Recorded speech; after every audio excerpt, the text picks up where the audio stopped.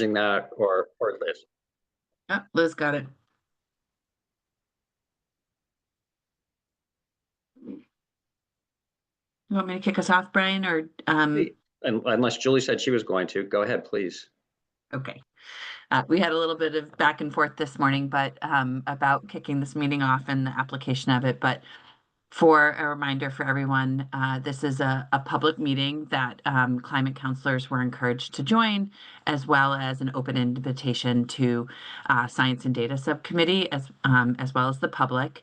We're meeting today not as a council, but in support of a public process and transparency around building the models off of the business as usual model in attempt of different scenarios for the climate action plan for this June.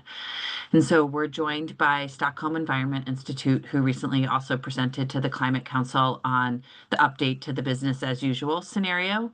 And Jason Vasey and Sylvie are with us this morning as project managers, as well as it looks like other members of the SEI team to support today's discussion.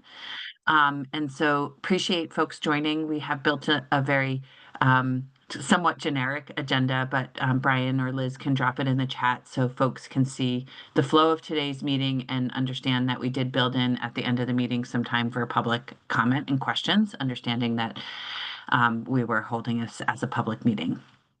So unless I'm missing anything, I can turn it over to Brian to fill in any gaps and then turn it over to SEI to kick us off today. Okay, great. Thanks, Jane. I'll just mention that this is, a public meeting of the Climate Council. It's May 23rd, 2025, and we are presenting and having an input session on the Vermont Pathways scenario modeling today. So again, thanks for everybody to join. I see that the agenda has been posted in the chat. We did welcome and introductions. We're doing the agenda review right now. Then we'll have a presentation from our friends at Stockholm Environment Institute. A review of the Vermont Pathways and the LEAD model. Then a model update review talking about the goals, the process, and the measures for the scenarios. And then that will be followed by comments and discussion on the scenarios. As Jane mentioned, we have some time set aside for public comment, some next steps, and we plan to wrap up at 11:30. So unless there is any comments or questions about the agenda, as Jane said, we have Jason Vasey. He's the project lead for this project for the Stockholm Environment Institute, and I see Sylvia Loa is here as well. She's a key member of the project team. Guillaume Bouchard is on. I thought I saw Emily Ghosh from the SCI team. So unless I'm missing anybody, Jason and Sylvia, I will pass it over to you to start with the presentation. Thank you, Brian. And thank you, Jane, and members of the council and members of the public. Good morning to everybody. My name is Jason Vasey. I'm the director of the Energy Modeling Program at the Stockholm Environment Institute. I'm going to be doing this presentation together with my colleague Sylvia Ulloa, who is the scientist in the program. And just for those of you who don't know us, although the name says Stockholm Environment Institute, we are indeed a global environmental nonprofit research organization. Sylvia, myself, Guillaume, and Emily, we are all part of the US Center of SEI, and we're all attached to our office in Massachusetts, which is a research affiliate of Tufts University and located on the campus of Tufts University. And we've had the pleasure of working with ANR and the state of Vermont on greenhouse gas emissions modeling and energy system modeling for several years now. And we've been able to support the development of the pathways model that we'll be talking about today.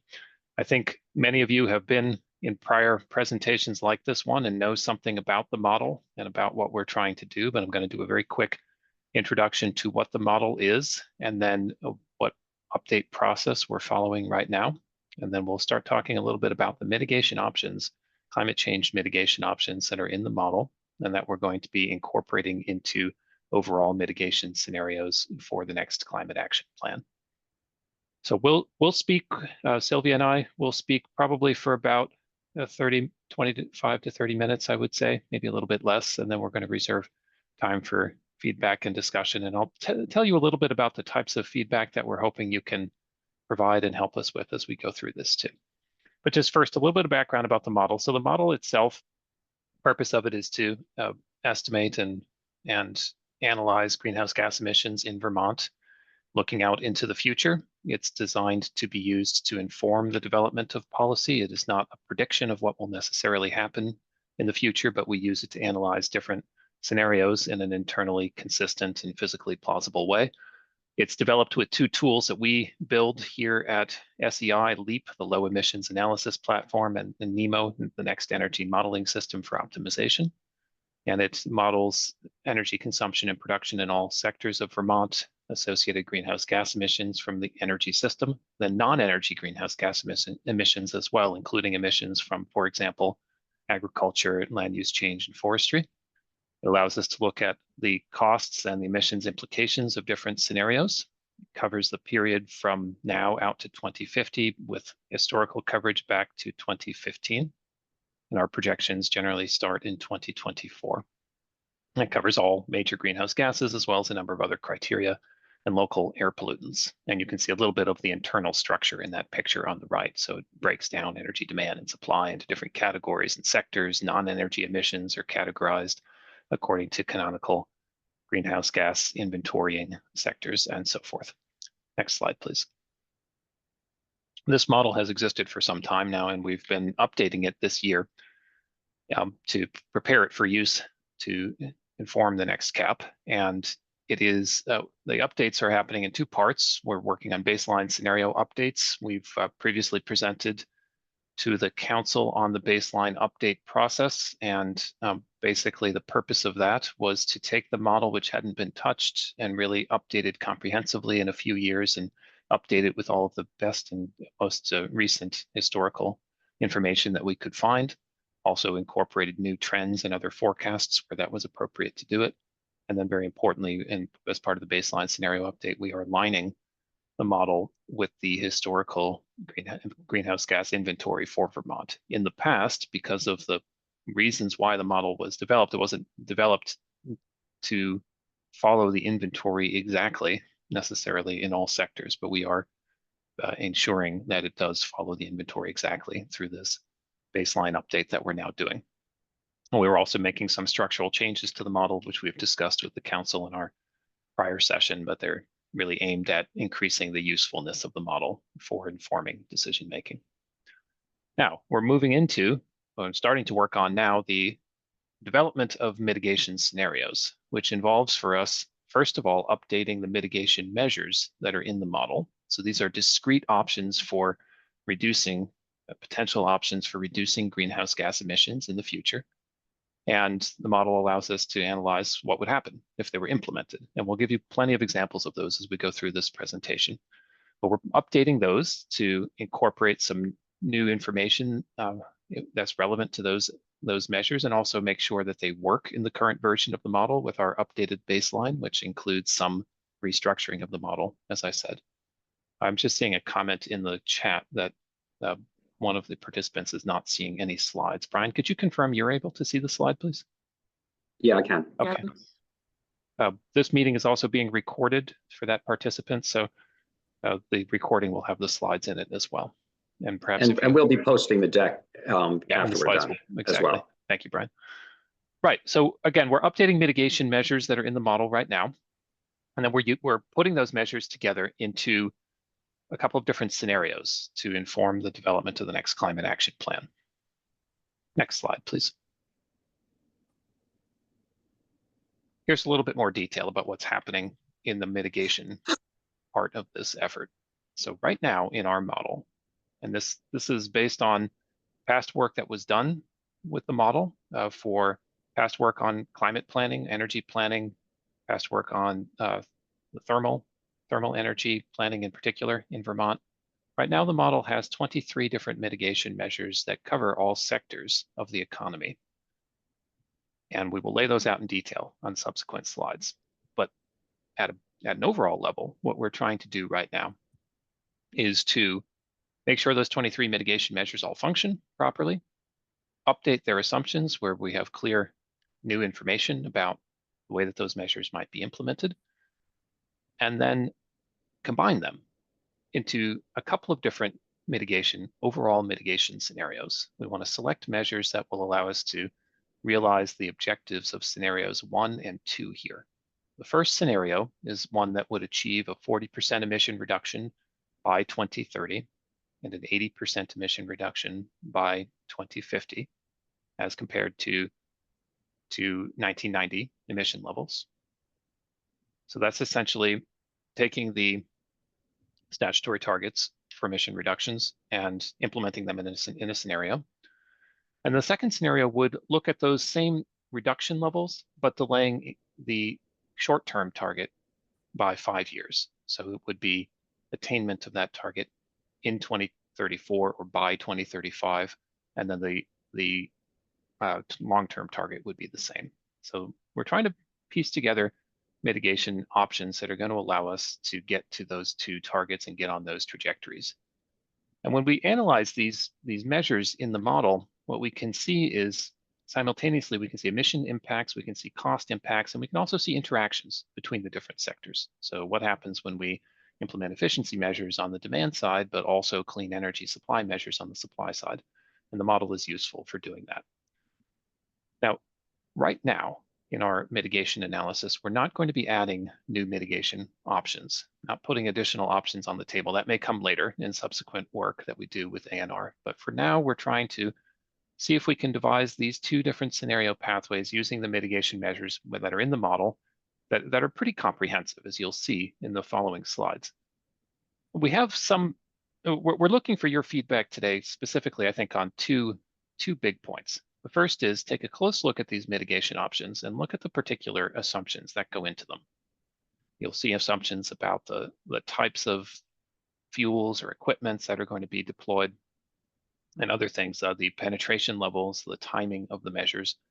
We'd like to get your feedback on those specific measure-specific assumptions. And are they reasonable? Do they need to be changed? The second big thing that we'd like to get your feedback on is what the approach should be for combining these different measures into these different scenarios. There are a few different ways that we can think about this. Well, one way would be to emphasize reductions in a particular high priority sector, really focus on putting measures into that sector as much as we can. Or conversely, we could say we want to spread the mitigation load around among the different sectors and try to do things more proportionally in the different sectors. Another way that we could think about selecting measures for these scenarios is looking at their costs or their abatement costs per ton. Or we could target the biggest ticket measures first, the ones that have the greatest abatement potential first. And we are not going to be able to do a full marginal abatement cost curve analysis by the time we produce these draft scenarios, but we can certainly do preliminary estimates of what the mitigation potential is and the costs are for each of our different measures, and then select measures on that basis. I do want to say, though, that given the set of measures that we have in the model, it may be necessary, particularly for scenario 1, it may be necessary to use most or all of them to get on the trajectory that we need for the overall mitigation scenario, in which case the selection among the different measures or prioritization of the measures won't be as important. Next slide, please.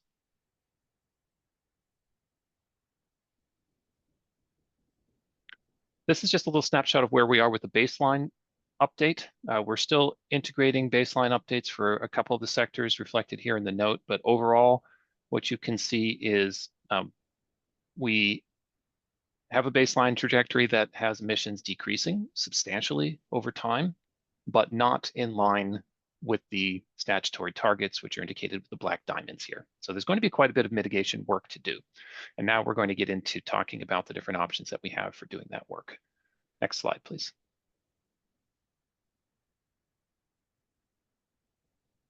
So I'll turn it over now to Sylvia, who's going to step us through the different options that are in the model by sector, talking about what the different assumptions are in them. Again, what we're looking for your feedback on is the measure-specific assumptions, but then also the approach to selecting measures to go into these different overall mitigation scenarios. And there is a question, I'm sorry, yes, I should have emphasized this in the prior slide, Jean. How the BAU thinks about Advanced Clean Cars 2 and Advanced Clean Trucks right now. So we have removed those from the baseline scenario in contradistinction to what we presented the last time we came before the council. We had a baseline at that time that had the ACC2 and ACT policies in it. Now they are removed. And so transportation emissions have come up relative to that prior meeting. Although when we remove those, we fall back on baseline business as usual projections of vehicle sales that are ultimately derived from EIA's annual energy outlook. And those baseline projections do foresee a greater penetration of more efficient and lower carbon vehicle technologies over time.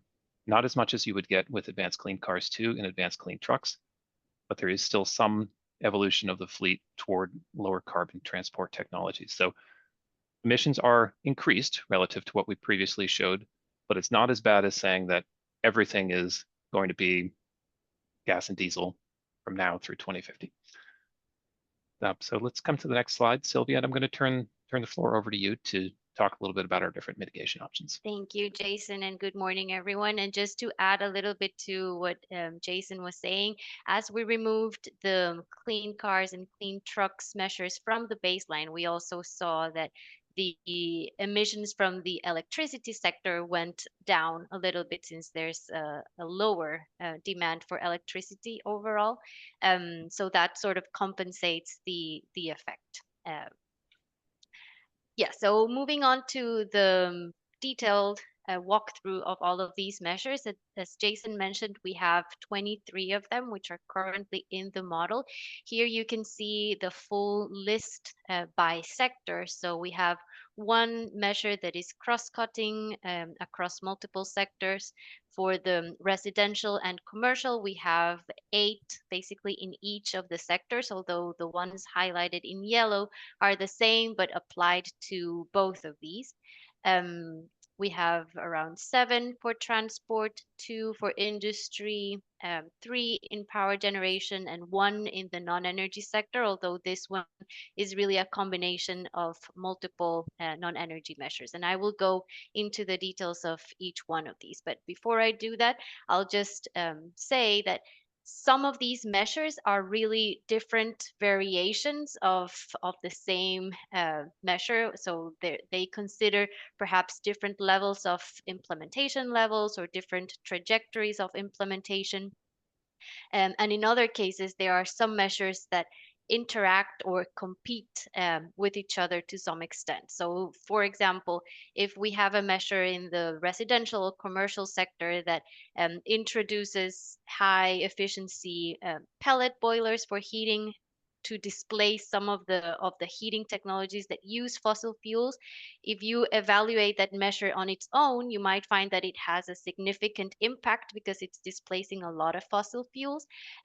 But if you look at that measure while you also introduce another measure that maybe has a significant shift in the heating technologies toward heat pumps, then the amount of fossil fueled technologies that need to be displaced are less. So the overall impact of that measure will be smaller, if that makes sense. So it's important to consider not only these measures in isolation, but also potentially the impacts or the interactions that might occur between them. And that's part of what we will be exploring in the combined scenarios. So as Jason mentioned, we're seeking for your feedback on not only the mitigation measures, the individual mitigation actions themselves and their implementation levels or overall assumptions, but also on how we prioritize them as we come up with these combined scenarios. So I'll go sector by sector and we'll do a walkthrough of all of these mitigation actions that are included. And starting with the cross-cutting measure, which is just one, this one is the introduction of 20% biodiesel in transport, industrial diesel, and heating oil by 2050. So there will be a ramp up in the percentage by volume of biodiesel that is used for these sectors. Moving on to the residential and commercial. In this slide, we can see the ones that are applicable to both of these sectors, starting with the example that I just gave you, which is the advanced wood heating. So this would be the introduction of high efficiency pellet boilers that would displace the oil and the propane boilers in the buildings. In terms of the penetration level for this one, we would expect that by 2045, these advanced wood heating technologies displace 20% of the systems in the commercial sector, and in the residential sector, they would displace 80% by 2050. The next one relates to biodiesel again. So this would be the gradual introduction of biodiesel into heating oil, starting in 2024, which is the first scenario year, and basically reaching a total replacement of the fuel oil, both in the residential and commercial sectors by 2040. The third one right here is phasing out fossil cooking by 2040. So this measure will essentially eliminate the cooking from fossil-based fuels by shifting all of these technologies in both the residential and the commercial sector to electric cooking by 2040. Moving on to the next one, we have heat pump space heating. So the baseline already considers a shift in the heating technologies towards heat pumps, but this measure right here would be an accelerated adoption of high efficiency heat pumps that would replace again the fossil fuel heating systems. And what we would see is that by 2040, these heat pumps meet the heating demands of up to 80% of both the residential and the commercial buildings. In terms of water heating, there's also this measure that considers the fossil water heating phase out by 2040. So this measure would transition all of the residential and commercial fossil fueled water heating to electricity by 2040, primarily through heat pump technologies that would be adopted.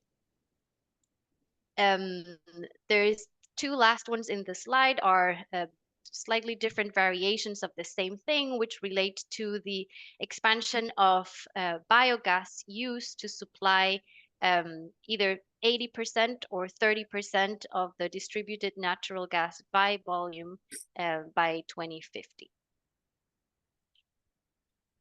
On these two sectors, we also have a couple of additional measures. So the first one here is applicable only to the residential sector, and it's weatherization at scale. So this one, even though the baseline already considers some weatherization, in this measure, we would be looking at an increase target. So it would be targeting 120,000 households by 2030. And additional ones by 2050 in line with this high weatherization scenario. And for the commercial sector, we have one additional measure as well, which is district heating. And this one relates to expanding the commercial district heating by using 100% renewable heat from wood waste solids with basically two different things. One is the McNeil project coming up in 2027, and also 4 additional dedicated heat plants by 2040 that would be supplying this additional heat. Moving on to the next sector, which would be transport. Here we have 7 measures. The first one relates to the penetration of biodiesel retrofits among heavy-duty vehicles. So by 2050, we would see between 88 and 94% penetration of the biodiesel retrofits in this vehicle category. The E15 ethanol basically considers that by 2040, 50% of ethanol by volume in transport gasoline. So we will have an increased or a faster trajectory of the blending of the ethanol in the gasoline. The third one relates to the phase out of internal combustion engine vehicle sales by 2035.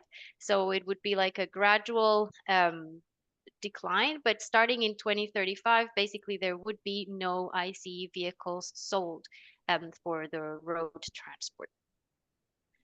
The next one would be managed EV charging. So in this one, we would consider that by 2040, 75% of the electrical vehicle charging follows a load shifting program.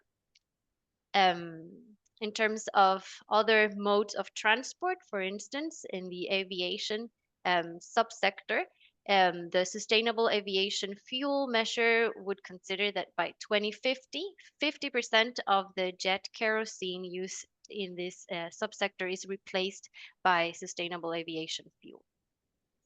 And again, on the road side of transport, we have two additional measures. One is vehicle to grid. So by 2040, 15% of the passenger and the class 1 and 2A vehicles would provide 10 kilowatts of capacity for power generation. And the last one is an overall reduction in the vehicle miles traveled for all of the road vehicles. So by 2050, we would be looking at a 10% reduction in vehicle miles traveled compared to the baseline. For the industrial sector, we have two measures here. One relates to biodiesel. So by 2040, 100% of the diesel used in the industry would be biodiesel. And in terms of renewable gas, by 2050, 80% of the natural gas would be biogas.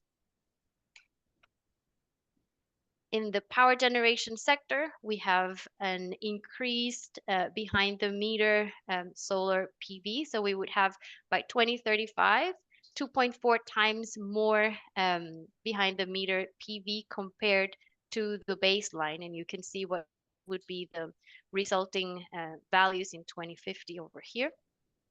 We would also consider an early exit of the Hydro-Quebec contract. So the contracted energy purchases from Hydro-Quebec would be curtailed earlier than the current contract end date of 2038. So they would be curtailed in 2030 rather than 2038. And lastly, for renewable electricity, we could set a target that by 2050, at least 99% of the electricity is produced from renewable sources. And to finalize with the last sector, which is the non-energy, we have only one aggregate measure here, but this one is really a collection of several top-down estimations for non-energy mitigation potential. So, for example, we have on the enteric fermentation, a reduction in the emissions by 2040, we would have 70% of the baseline scenario emissions. In manure management, by 2030, the emissions from this subsector would be 70% of the emissions in the baseline scenario. We would also consider the soil sequestration. So by 2050, approximately 100,000 metric tons of CO2 can be sequestered annually. In terms of ozone depleting substances, by 2050, the substitution of these substances reduces emissions 6 times compared to the baseline value. For the semiconductor manufacturing emissions, we would see a 10% decrease by 2030 compared to the baseline. And for wastewater, we would see by 2050 that the emissions from wastewater methane are half of the baseline value. So I know I went through all of these fairly quickly, but we want to make sure that we have time for comments. So you can see that we have a thorough list or a big list of potential options and ingredients that can go into the two mitigation scenarios. And so what I will do is that I will go back to this list, which gives you like the big picture. And I think we can open up the floor for discussion and questions here. Or Brian, I don't know if you want to add So- anything before we go to that. Oh, Yeah, Sylvia, please. we already have some questions in the chat, but Okay. Brian, you can go ahead if you Oh, want to go oh no, first. that's where I was going. Okay, So great. Yeah, so let's talk about some of the questions in the chat. There was a question about what the change in emissions was when we removed ACC2 and ACT from the baseline projection. And I don't have that number right now. I don't know if you have that number, Sylvia, but that's something we could follow up with. Yeah, I don't have the numbers right here, but we can follow up on that. and Okay. that's Dave's question. So Dave, in what years did you want, or did you want it cumulatively over the entire modeling period?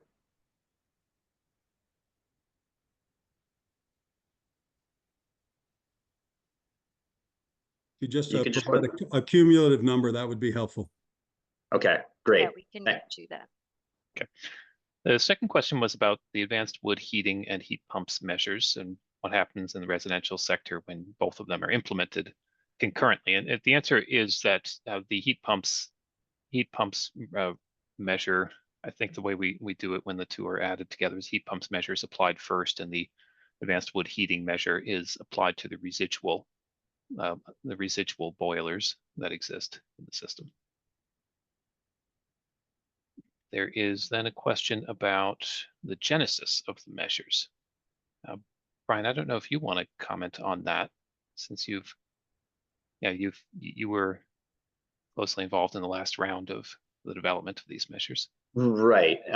So yeah, I remember that's from Gina. So remember that this project and the Vermont Pathways model was originally developed as support of the comprehensive energy plan. So SEI was working with a contractor and with our friends at the Public Service Department to be able to develop this model to inform their plan. And so that's where a lot of these measures were initially developed in the model. And then subsequently, well, we reviewed and we modified them for the first climate action plan. I think you're correct that they don't necessarily reflect all of the current or draft plans. And if there are particular measures that you think we should consider, that's why we're here today. Jane?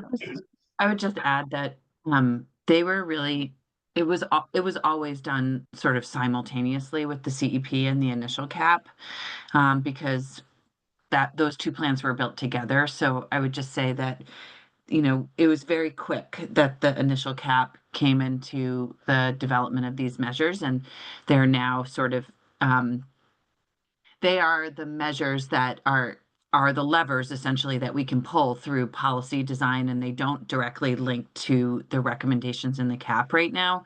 And I think that's part of this sort of conversation about sort of the application of how you use LEAP with measures versus the policy recommendations that are put forward in the cap. And so understanding what policies drive what measures to be advanced is a good question here for us to talk about.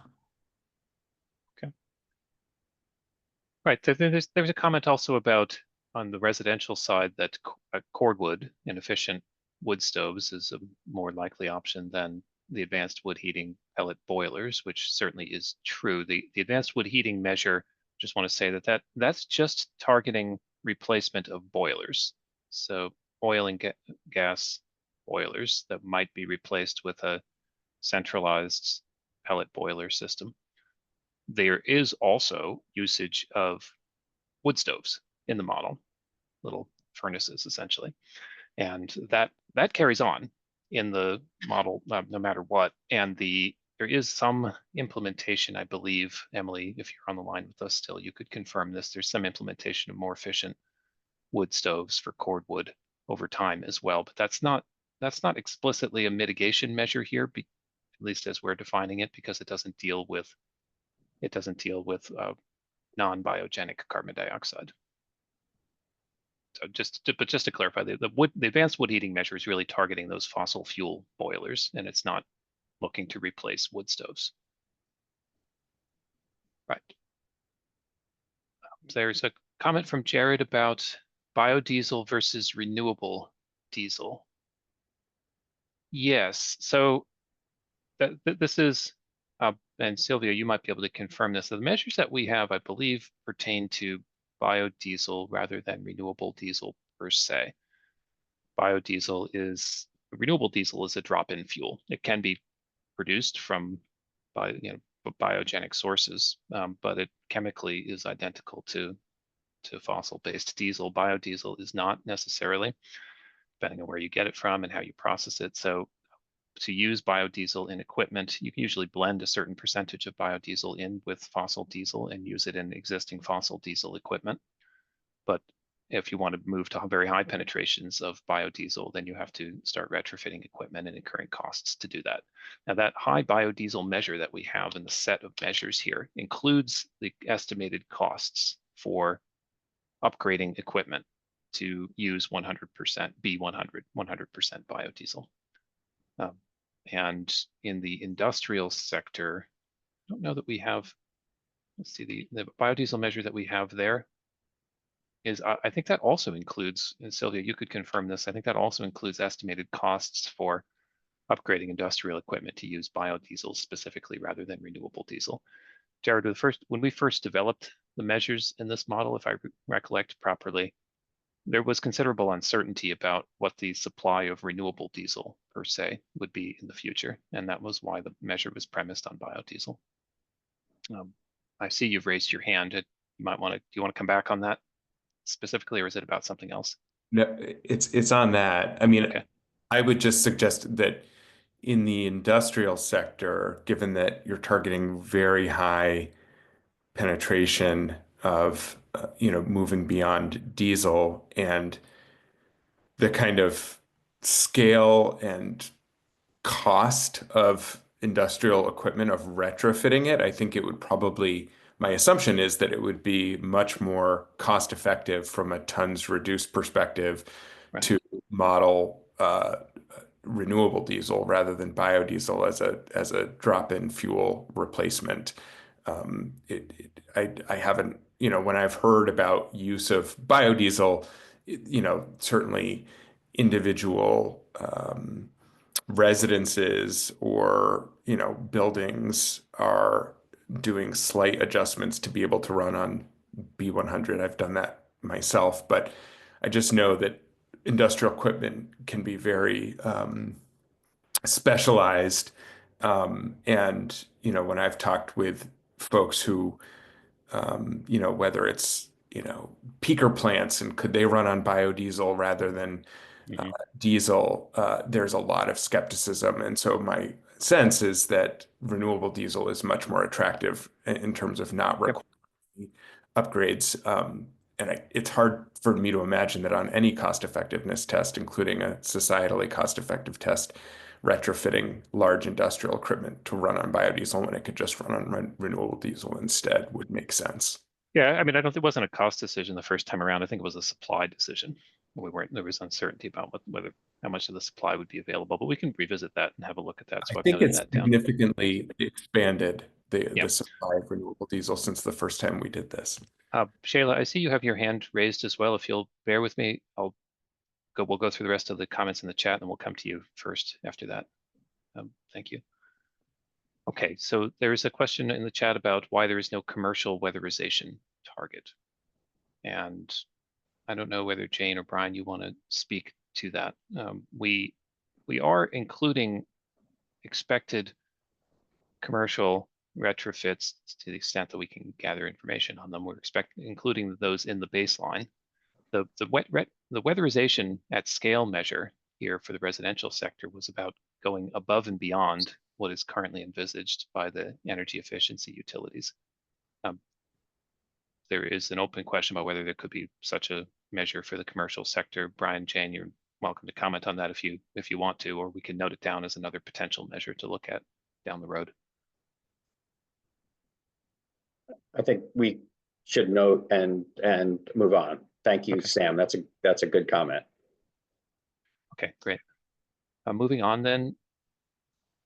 Right, actually, sorry, Commissioner Moore had his similar question about the commercial sector. I think we've addressed that.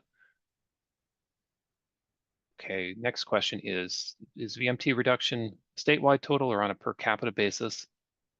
And are there assumptions about changes in Vermont's population over time baked into the model? So the answer to the second question is yes, there are assumptions about the population baked into the model. Those assumptions are taken, there are state level population projections that are produced by a research organization at the University of Virginia called the Weldon Center, if I remember correctly.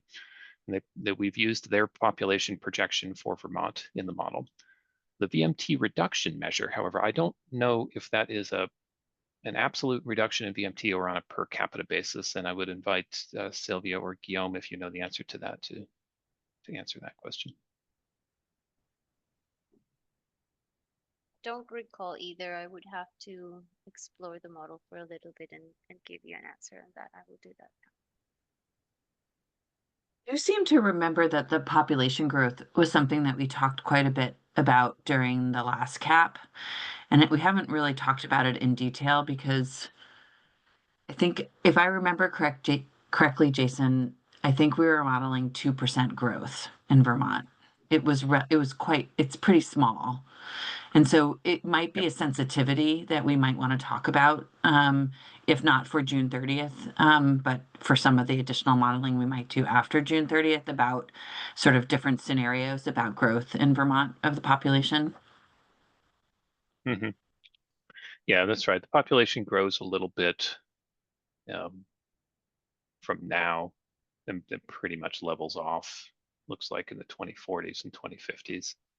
Or up to 2050. So yeah, the total change in population is fairly modest in our current projection.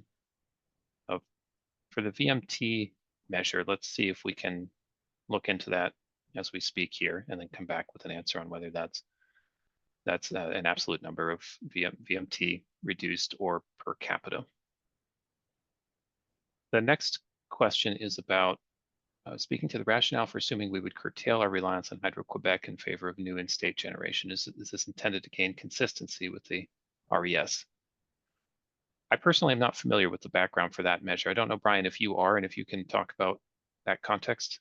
No, that happened previous to when I was involved with this. Okay. That's a good guess though, about consistency with the res. Although when this was developed, I'm trying to remember the time. Yeah, we had the previous res, but HQ was still a renewable resource, and the updated res allows that, but it has all these requirements for in-state distributed generation as well. Tag on to that. My question is getting at, are there actual greenhouse gas emissions reductions associated with that measure, or is it really just going to result in an increased cost when we get to the cost side of the equation? And while important to know the impact that has, I also want to make sure if it is really just to gain consistency with the res, I think it's important to understand that that's a cost without much benefit from a greenhouse gas perspective. Yeah, so I think I can answer the part about the greenhouse gas emissions. The greenhouse gas emissions are, there are no greenhouse gas emissions associated with those Quebec imports. There are imports from other control areas, New York and New Brunswick, which might have greenhouse gas emissions associated with them, but the Quebec imports are assumed to be carbon neutral. So yes, then when we remove that from the model, we end up having to shift to other renewable sources, and it might change the costs and might increase the costs. Yep. So that might be a measure that we are not interested in applying in the current cap. I think the state colleagues would know better than I where current discussions are with Hydro-Quebec. There's a perennial issue about multiple states wanting imports from Hydro-Quebec and potentially not enough imports to go around. The next question is about fossil cooking. Is the phase out speaking to new appliances or also replacing appliances that are currently in service, even if they haven't reached the end of their useful life? The way that this measure was originally framed, it was it was targeting new appliances, replacing appliances at the end of their useful life. So we weren't going to be expecting people to prematurely retire their cooking appliances and switch over to electric. Next question is about and I see the messages are continuing to come in. So what I'm going to do here in just one minute is pause and go over to you, Shayla. I know you've been very patient. Maybe we'll do it right after this question. But the next question is about the 4 new dedicated heat plants measure. So there is a small commercial district heating measure in the model, and it was based on analysis that was done a few years ago that had determined that in addition to the McNeil plant, there were 4 other possibilities, and I do not recall exactly where they were, but 4 other possibilities for additional district heating in the state. And so the information that we had about that potential had scoped out 4 additional projects that were about the same level of heating capacity as the McNeil plant. And so we did include those in the model. It's a very, very small measure. But we included it in the model because we had pretty good information about the potential that had been analyzed. We can look into where the study that was done at that time, where it was positing that those heat plants would be. I don't recall off the top of my head, but it turns out to be almost negligible in terms of its greenhouse gas emissions. Just because so much of the state the infrastructure is spread out and not really amenable to district heating. Shayla, I'm going to come to you next, and then we'll go back to the questions in the chat. Thank you for waiting. Yeah, and Jason, I'm pretty new to all of this, so this question might not be right in this setting, but I am representing the Agency of Human Services and Public Health on the Climate Council, and we do have concerns about other pollutants that are emitted from wood and biodiesel, that when you move off of those traditional Yes. fossil fuels onto those, and the health impacts and especially the inequitable health impacts that often has on lower income and vulnerable people in terms of quality of air and in particular indoor air. So just not having them paired with weatherization and good sealing and ventilation, and then if and how and whether, and maybe it's not relevant, this model takes into consideration the cost that then has, especially in a state like Vermont that has a lot of asthma and other respiratory vulnerabilities. Yep. Thank you for that comment. There has been a considerable amount of debate in the years that I've worked with Vermont on whether, to what extent, wood heating especially should be advanced. And of course, there are arguments on both sides for that. Greenhouse gas emissions arguments, air quality arguments. This is the type of feedback that we're looking for right now as we try to figure out which measures to put into the scenarios. I will say that the model that we have quantifies the local air pollutant impacts of wood heating and biodiesel use.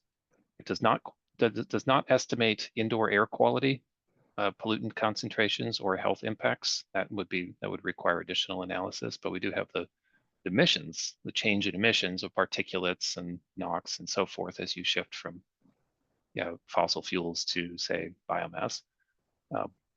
But certainly I know that we might have information on how to take that like PM or any sort of air pollutant data and convert to impact on health.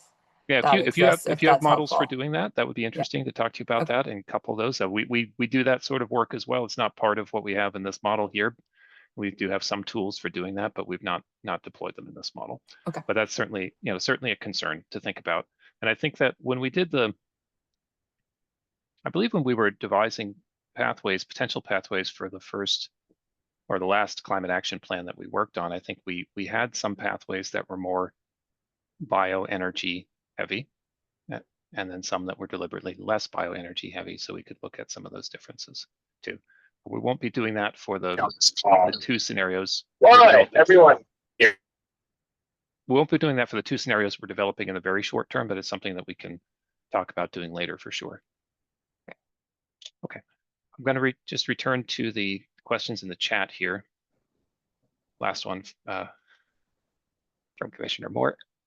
A number of the requirements, or a number of these measures just require money to support implementation, but there are others that require workforce as well. Do we give any consideration to the feasibility given workforce constraints? That has not been a constraint, I think, on the measures that we have in the model. So I guess the short answer to that is no, and that would apply to that weatherization at scale. I'm going to go back to the details for that measure here. That was targeting 120 households retrofit by 2030, and then a larger number by 2050. Yeah, the short answer is we did not, I think, analyze whether that would be consistent with workforce, available workforce to do that. Sylvia, I don't know if you have a sense, or Emily, if you're connected, whether you have a sense of a number of additional retrofits that get required in that scenario over and above what we would have in our baseline projection.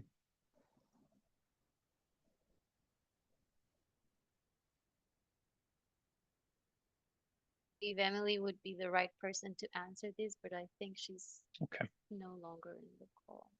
But I guess Emily has been somehow disconnected from the call. But let us take that down as an item to look at, because I think that would be relevant to think about that and to think about the workforce implications for that as well. Yeah, I'll drop in the chat, Jason, a link to the potential study that was done by the Department of Public Service as part of our clean heat standard evaluation, and it may have some useful context for that too. Good. Okay.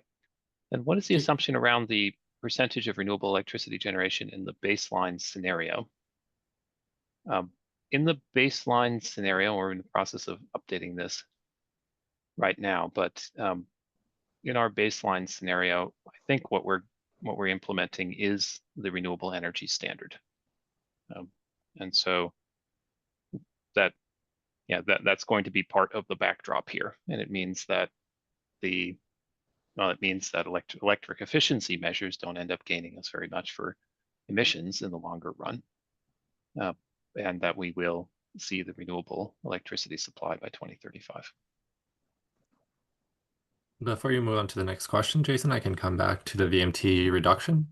Thank you. Go ahead. Point from Commissioner Moore. So the VMT reduction is applied at a per vehicle level. So the stock turnover analysis relies on the population projections that Jason mentioned earlier.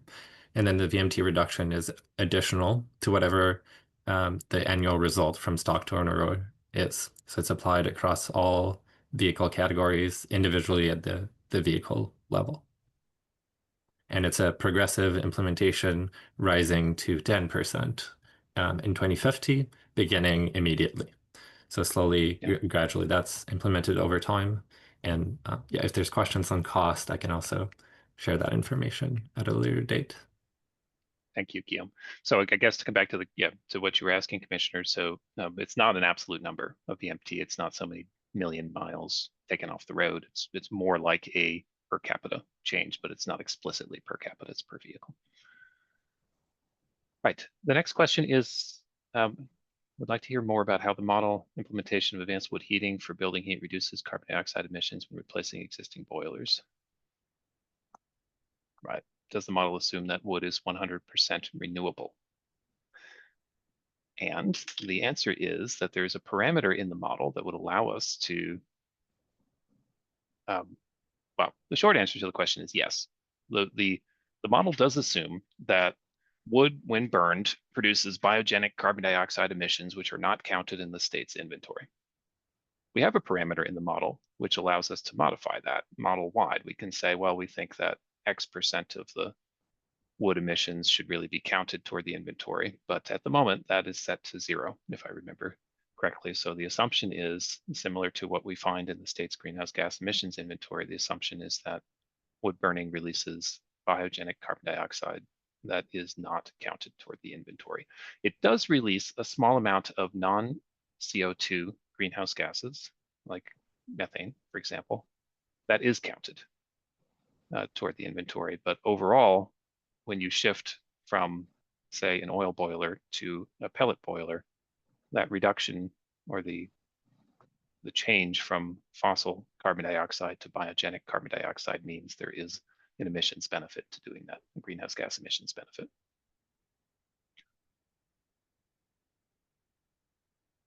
Moving So on in the comments I'm in the just chat. looking at the clock, Jason. Yes. I do want to, we did want to set aside some time for public comment. I see there's a couple of resources here. Yeah. And, you know, a comment to provide this information in easy to understand language, which we are endeavoring to do, but it is a, you know, it is a, not a trivial model that we are running here, and it does have a lot of elements. Understand that it, you know, that it can be difficult to follow all of this if it's not something you've done before, but we are certainly making an effort to do that. Sam, you had a comment. We'll note that and pick it up later. Yep. But thanks. We could move on to what Jane suggested, then talk soliciting comments about how to stack the measures up. Right. So let's just take just a minute to see. I recognize very, very many people on this call. I do not know if there's members of the public that want to take a minute to say something about what you've heard today. I'm just looking for raised hands.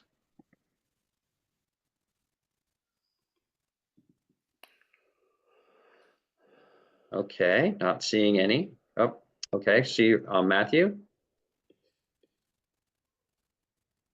Yes, thank you. And it's interesting. I find that very interesting, and I'm part of that. You know, that question I asked, because that's an ask. You know, more broader of the feedback. You know, that's the reason why I asked that question in the chat, because it's, you know, it's pretty confusing. I mean, if you're asking that to the public, you know, and remember, we report to the public, and they decide whether we accept these, you know, modeling or not.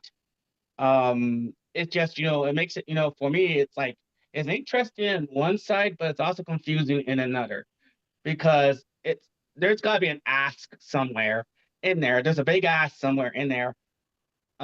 What do you want us to do, you know, with this, you know, information, this modeling, and how are we going to present it to, not just because our agencies ourselves, you know, we understand this modeling, but if we're bringing this to the public, which, you know, and then the legislators, and you can go right from up there, you know, what happens next, you know, it just makes it very confusing for people to follow along, to participate, if you're asking that big, broader ask. So basically, the reason why I asked that question was just to get to what the basics, you know, of what you're asking of us, what we want to do with it, and how can we achieve it for the long term.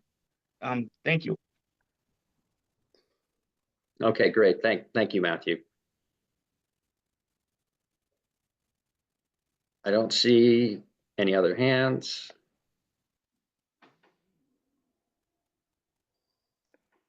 So let's talk about the buildup of the measures to meet the target. Do counselors have any feedback on the implementation of the measures the way Jason described it earlier in our presentation? I see Jared. Thanks, Brian. Yeah, and I put some of this in the chat as well in case we ran out of time, but I know there are a number of criteria that could be applied in terms of how you build up the measures to meet the mitigation scenarios. My suggestion would be to lead with and prioritize those measures that result in the largest cost savings. You know, in the extent to which the marginal abatement cost curve modeling that was done last time can be updated, that would be incredibly helpful, because it showed that there were many measures that produced net savings, so-called no regrets actions. And, you know, I think it was north of 90%, 90 to 95% of the modeled measures were cost effective on a societal basis. But, you know, I would start building the model with those measures that result in net savings and lead to the largest cost savings, prioritizing the measures with the most tons avoided per dollar. And in the in many of those are going to be negative because they represent cost savings rather than costs. So that would be my recommendation and request.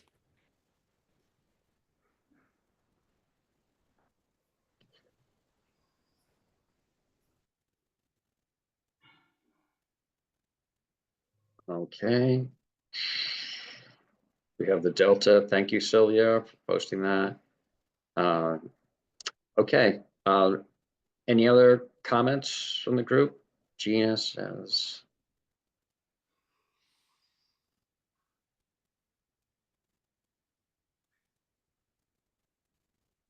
So Gina says that the measures in this model haven't had any public scrutiny, and the challenge of explaining it in that context. I guess it's not none, but certainly not at the level that the measures that were being considered for the cap have been. And the way I've always looked at this exercise, which is to inform the cap, is the elements in the caps to say, okay, here's the baseline, here's the trajectory, in gross emissions, economy-wide emissions, and on a sector-by-sector basis, as represented in the model that we are on now. And if we do these things, Jared has a suggestion. We, employ the measures that the SEI just reviewed, in some proportion to each other on some schedule. We'll build a scenario that achieves the 2030 target, and we'll see what that looks like as far as measures and in costs. And then we're going to do the second scenario that says if that reduction is achieved, with a delay of 5 years, how does that change the deployment of measures and the costs that are associated with them? So I think that's a good point, Gina. But I think in some form, some of these measures that are in this model are related to things that are in the cap already. And again, in order to be able to at least have that analysis available in time to inform the cap, even though we know it's later than we would have hoped to get it. I think this is going to be a helpful exercise. It doesn't end here. We have SEI on contract going forward through the next couple of years. As Jason noted, there's additional scenarios that we could build later in the year, or going on into 2026. Past experience, it shows like we've always been updating the baseline as well as we get new and better information.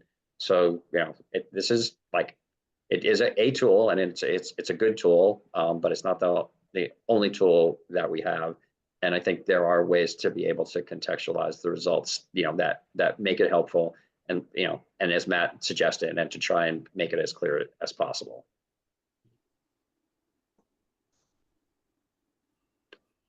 See, Sheila has to go. Richard? Yeah, thanks very much for the clear explication of the model, the elements that you are modeling, first of all. I appreciate the clarity. I have a question about how you didn't mention anything about projected fossil fuel costs and how you are measuring costs and benefits of various measures in relation to fossil fuel costs. So maybe you could comment something on about that in terms of how to prioritize, how to build a model by prioritizing according to certain criteria. I'm going to echo what Jared said. I think we should prioritize along the lowest cost per ton avoided, number one. And I am curious, I would be curious to know, because I think it's really important to know, I'm going to state this in a slightly different way. There's lowest cost per ton avoided is as one way of looking at everything. And then there is um, maximum financial savings to Vermonters from measures that cost effectively avoid energy consumption, whether it's fossil fuels or electricity. And, end use energy efficiency was mentioned earlier as well. It doesn't really save tons if you're 100% renewable, but cost-effective end use energy efficiency reduces electricity bills and the need to build out transmission and distribution systems and buy more power from wherever. So I gather you're not modeling that, but I think it's too superficial to say, oh, efficiency doesn't save tons, therefore we're not interested in it. And my last question has to do with timing. The Climate Council is under an obligation to produce a plan. Are we going to be able to see the results of this analysis before we actually have to vote on what we're going to recommend? And I'm finding myself, aside from what's going on in Washington, changing all the parameters of a lot of our assumptions, we have the fact that you all are still running these scenarios. So I don't know, maybe you can respond to that list of 4 things. Thank you. Take the easiest one, because I don't actually have to be the one who does all the work also, and just will acknowledge that as we continue, the timing of this is not ideal. There were contracting constraints and then obviously tragic constraints that have put us in this situation. So, but Jason and Sylvie and others at SCI have been committed, which is amazing, because we are here on Friday and to presenting these models at the June 2nd meeting of the Climate Council. So we will have 2 scenarios completed for June 2nd to talk about. Will they be completely final? Jason and Sylvie can speak to that, but we will have results to share on June 2nd. And so that will be able to inform then the conversation and the way we just reviewed this agenda for this that meeting this morning, Liz and I with David, and we're going to kick off that all-day meeting with this scenario modeling so that it can also be part of the conversation as you're finalizing the priority recommendations. And just to hone in a little bit more on what Brian was speaking to about the measures versus the priority recommendations, there is a somewhat of a disconnect, but I do think that many, if not all, either in the priority recs or the recommendations that have come up from cross-sector are linked to these measures in one way or another. And our job in the Climate Action Plan, through the chapter that speaks to this modeling and through the cross-sector, is to demonstrate how that happens, right? Like how the recommendations that are being put forward succeed in deploying measures at some rate or pace. And so I think we can hone in a little bit more on how we speak to that. And, there's probably some gaps, though, in some of the measures that are holdovers in this model, like the use of biodiesel. I'm not sure, and Jared, maybe you can hone in if you can think of a measure, but I don't think that's been a focus of the Climate Council to think about how to step up the use of biodiesel, but correct me if I'm wrong. So there's some measures in there that are tools to reduce emissions that we haven't fully pulled on those levers through the recommendations, but I do think the recommendations attempt to deploy as many of these measures as possible. So I don't know if Jason or Sylvie, if you want to answer, and I very much, my final point will just say that yes, I think everybody agrees we should try to deploy and build a scenario that meets 2030 first by putting the most cost-effective measures front. But yes, there are measures that lift up for reasons that fold in emissions reductions, but also fold in their value for many other benefits. And weatherization is obviously the most obvious example, but I'm sure there are others where it might not be the most cost-effective emissions reduction, but it is certainly a very important one for many benefits. So, Yep. I'll just very quickly respond to a couple of points that were raised. Number one on fuel costs. So the fuel costs come from a number of different sources in this model, but primarily for actual current fuel costs that come from state sources. And then growth rates are projected based on the EIA's annual energy outlook. So we have a set of different growth rates that we're assuming apply to the fuel costs over time. This does allow us to calculate fuel cost savings in scenarios in comparison to the baseline scenario, which we do for these different measures and scenarios that we simulate. I don't want it to seem that we are deprecating energy efficiency. Energy efficiency is extremely important for a lot of different reasons, and it is an absolute requirement for deep decarbonization. There's no way we can do it without it. But the point that I made earlier was just that if you are assuming a clean electricity supply, then just in terms of the greenhouse gas emissions ledger, an electric efficiency measure doesn't get you any more mileage on that ledger. Still may be important for other reasons. And as Jane said, there are some efficiency measures here that have really important societal benefits like weatherization. Thanks, Jason and Jane. And then I just wanted to just like a follow up. I guess this is a question for Jared and Rich. We can certainly prioritize the measures that are most cost effective. In the last analysis, SEI with guidance from EFG, they developed the mitigation scenarios, and they were trying to make these roughly proportional reductions per sector that are in the act.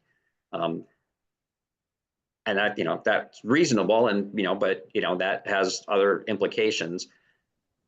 But I don't see that there's a way, even if we implement all of them, only the measure. The problem with the MAC analysis that I had, even though it was helpful, was that because you needed to do all of those measures in order to be able to meet the reduction target, it didn't really get you to prioritize any one of them, because if you left any out, then you wouldn't make it because it was based on the mitigation scenario.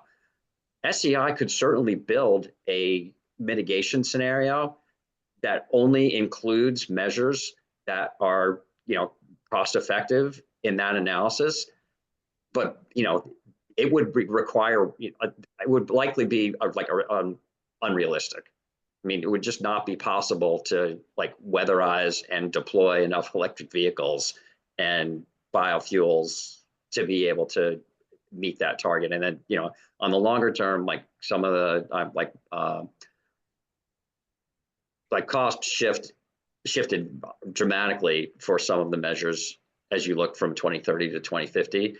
So we're kind of in this bind where I think we want to allow SEI the flexibility to relax that proportionality proportionality. I don't know if it's a suggestion or a requirement or whatever it is in the act. But it would be hard to develop a scenario that only, even if you prioritize them, you're going to have measures that are going to be costly in order to be able to have something that approaches an implementable scenario.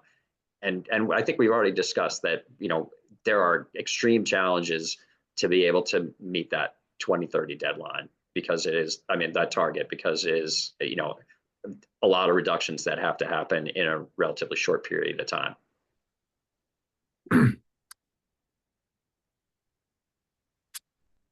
Brian, thanks for that answer. Well, in my ideal world, we would be able to see a kind of a staircase of implementable measures with starting with the lowest cost, highest savings measures, and to see how far up the staircase we can get.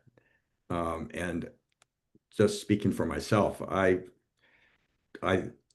appreciate the suggestion in the legislation that that the savings need to be proportional across all sectors. But I think that the Climate Council would have some flexibility with respect to that proportionality provision.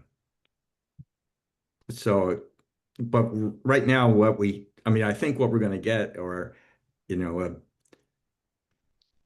two big scenarios that we're going to have to tease apart somehow in order that I think legislators or decision makers would have to sort of tease additional tease out additional work that maybe SEI could do to create that staircase. Because right now it looks like you're in an elevator and you just push a button and you end up on, one floor or a different floor, as opposed to seeing how the different measures will stack up. But, maybe we're just not going to have that. And I'm sure the legislators may have comments on how disaggregated they'd like to see it anyway. I am keeping an eye on the clock. Thanks, Richard. Go ahead, Jared.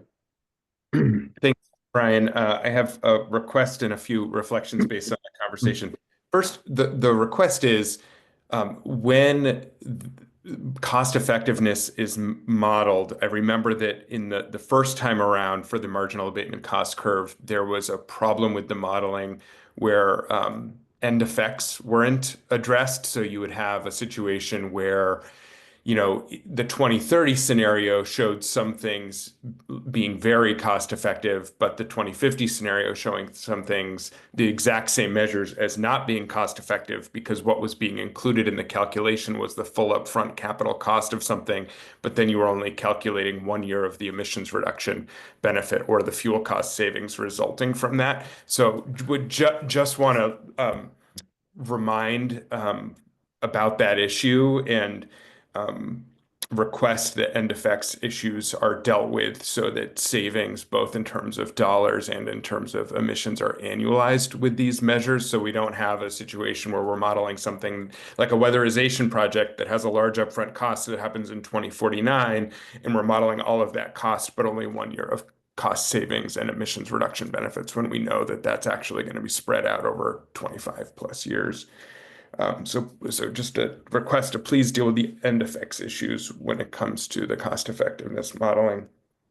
And then, I think there's a couple of specific things. One, I put in the chat, I think that it's too strong to say that the GWSA requires sectoral proportionality. There's a part of the act that says that the plan shall further the following objectives, and the relative contribution of each category or source of emissions is one of 8 considerations. So, and it actually follows, not that they're meant to be in priority order, but it follows a criteria around cost effectiveness. So I certainly think that we have some latitude in interpreting the law, and my preference would be to focus that cost effectiveness is much more important than straight sectoral proportionality. I also wanted to reflect on this connection between the recommendations in the climate action plan and what is in the scenario modeling for the pathways, because it's not direct, or there's ways in which it's more or less direct. I think that there are some things modeled in the pathways that actually do have a very clear link to possible recommendations, including around equipment performance standards. There are others. Jane, you'd brought up this question of biodiesel, and it's not a priority, high priority recommendation at this point, but there is inclusion at this point in the draft of either a low carbon fuel standard or a blending requirement under consideration, which would address that. And then I think, but beyond those more direct ones, to me, it's the pathways are further information to help inform the investment mix that could result from policies like cap and invest, in terms of where are dollars invested in terms of incentives to help folks transition in ways that cut pollution and cut costs. So I think it's a really fair and important point that there's varying degrees of connection between the pathways modeling and the climate action plan recommendations. And where we can highlight those, it's valuable to do it. And then in other ways where it's less direct, we need to make sure to keep that link and say, well, this modeling should inform the kind of investment scenarios of any resulting revenue from a policy, for instance, like cap and invest. I think that's it. Okay, thanks. Thanks, Jared. So I think we need to wrap up. Matthew, you have one more comment to add?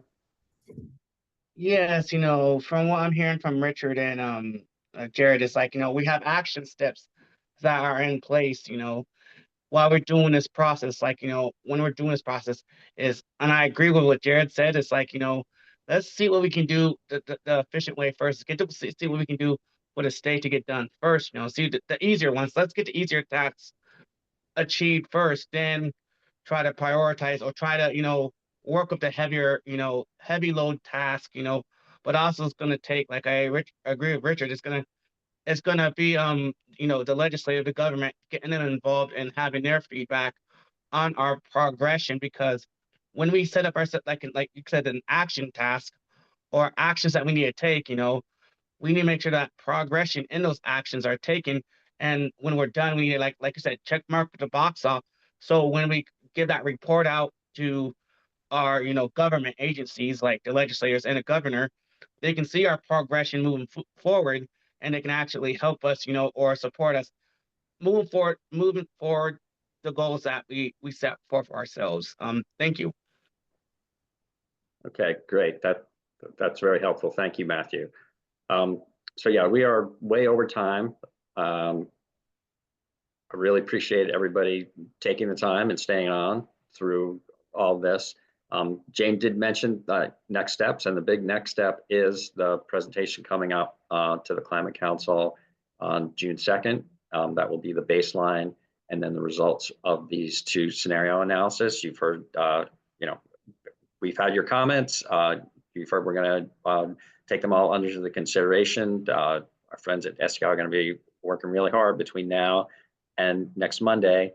But again, the product that you see, again, is going to be helpful, but it is not the end of either SEI's engagement, or the end of the analysis that the Climate Office is going to be doing in order to be able to inform all the decisions that we need to make going forward. So with that, I think we'll bid you all a good morning and a good long holiday weekend. Brian, thanks, Jason, Sylvie, everybody. Thank you, everyone.